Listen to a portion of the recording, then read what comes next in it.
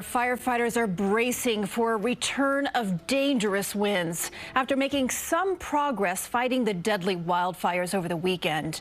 Right now, 3 active fires are still burning with different levels of containment.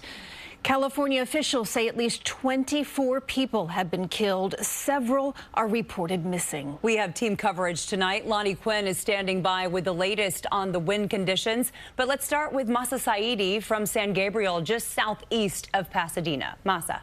Good evening. FEMA has deployed officials to libraries across the county, including the one behind me. Staff is on standby to help people get access to critical resources.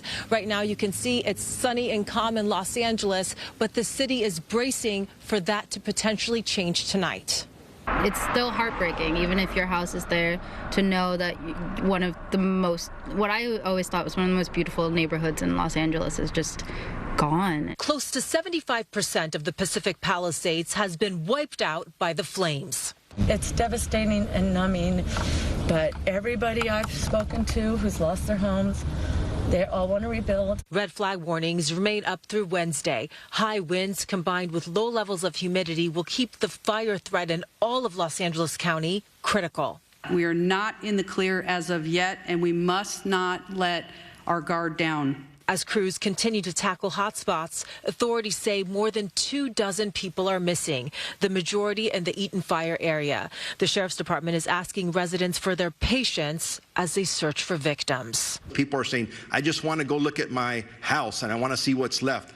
We know that, but we have people literally looking for the remains of your neighbors. A group of residents in the Topanga Canyon area, calling themselves the Heat Hawks, have banded together to help people as best they can. We helped hopefully save a couple houses, and we put out some spot fires. The reason that it got started is because, I mean, we just love this neighborhood, man. We couldn't just sit and not help. At the Pasadena Convention Center, which is serving as a shelter, FEMA workers help survivors register for assistance. I'm sure it hasn't been an easy time, but, I'm glad you're here, right? While evacuations are still keeping some schools closed, Los Angeles Unified School District reopened most schools Monday.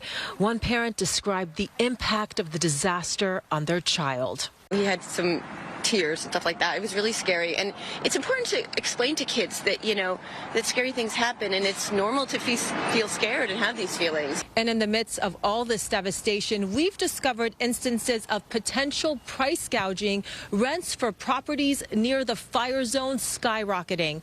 For now, that's the very latest in Los Angeles. I'm Mahsa Saeidi, CBS News, New York.